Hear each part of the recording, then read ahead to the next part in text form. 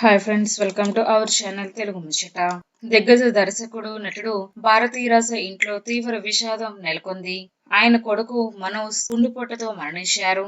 ఇక ఈయన వయసు 48 సంవత్సరాలు కాగా ఇటీవలే బైపాస్ సర్జరీ చేయించుకున్నారు.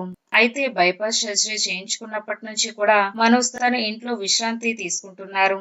అయితే మంగళవారం మరోసారి గుండెపోటు రావడంతో కుటుంబ సభ్యులు హుటిహుటిన ఆసుపత్రికి తరలించారు.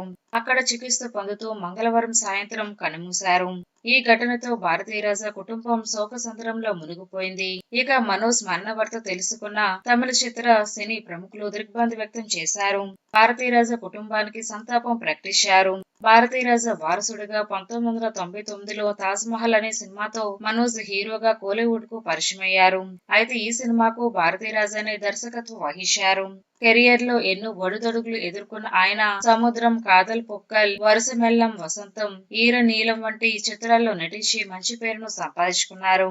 ఇక ఆ తర్వాత కాస్త గ్యాప్ తీసుకొని డైరెక్టర్ గా మారిన మనోజ్ 2023లో మార్గాజీ తింగల్ అనే సినిమాను తెరకెక్కించారు.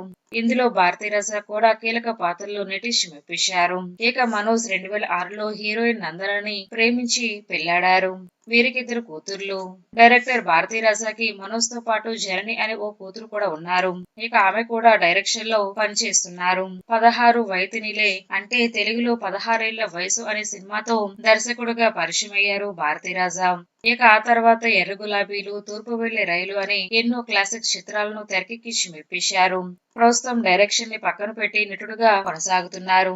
ఇక భారతీరాజాను పరామర్శించేందుకు కోలీవుడ్ ప్రముఖులు ఆయన ఇంటికి క్యూ కట్టారు. వృద్ధాప్యంలో అండగా ఉంటాడనుకున్న ఒక్కగానొక కొడుకు తమ కంటే ముందుగా అనంత లోకాలకి వెళ్లిపోవడంతో భారతీరాజ దంపతులు కన్నీరు మున్నీరుగా విలిపిస్తున్నారు.